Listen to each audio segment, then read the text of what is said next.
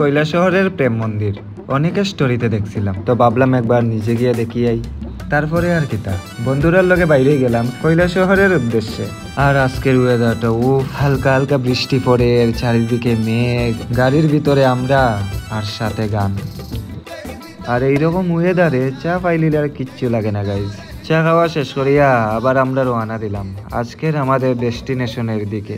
সামনে একটা জায়গায় থামিয়া আমরা এত সুন্দর একটা দৃশ্য দেখতে পাইলাম। তোমরাও দেখো বন্ধুরা, রাস্তার মধ্যে পুরো মেঘ নামিয়ে আইছে। রিয়েলে যেরকম ফিল করতেছি, চোখ দিয়ে যেরকম দেখতেছি, এইটা তো তোমরা ক্যামেরার ফটোতে বুঝতাই না। পুরা সেই লাগছিল গাইজ, মানে কইয়া বুঝাইতে পারতাম না। তারপরে ফাইনালি আমরা পৌঁছাইয়া গেলাম আজকের আমাদের ডেস্টিনেশনে। এই ব্রিজটা এত সুন্দর করে সাজায় না নি তারা প্রত্যেকবার, মানে দেখতে একদম ব্যাপক লাগে। তো আমরা এখন আছি কৈলাসহরের শ্রীরামপুরে, আর এইবার তারার পূজার থিম হইল গিয়া প্রেম মন্দির।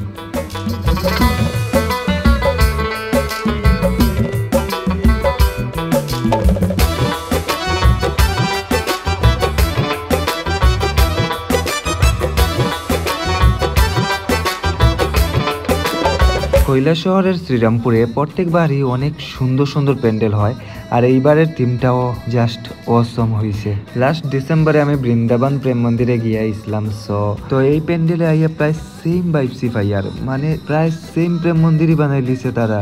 বৃন্দাবনের প্রেম মন্দিরের ব্যাপারটাই আলাদা, কিন্তু এইখানে আইয়াও অনেক বেশি ভালো লাগে। তো চলো এই প্রেম মন্দিরের ভিতরটাকে একটু ঘুরিয়াই।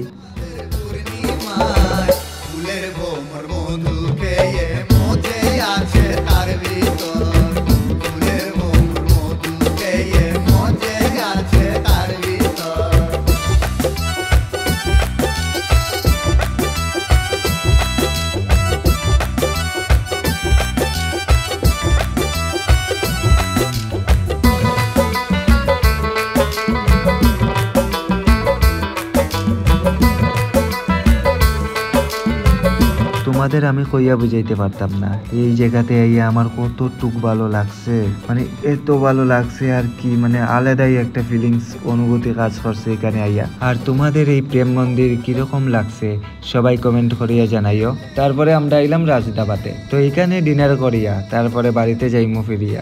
তো আজকের এই ব্লগটা এখানেই শেষ বন্ধুরা। তো এই ব্লগটা তোমাদের কিরকম লাগছে সবাই কমেন্ট করিয়া জানাইও। আর এইবার দুর্গাপূজাতে তোমরা কারা প্রেম মন্দিরে গেছো এইটা কমেন্ট করিয়া জানাইও।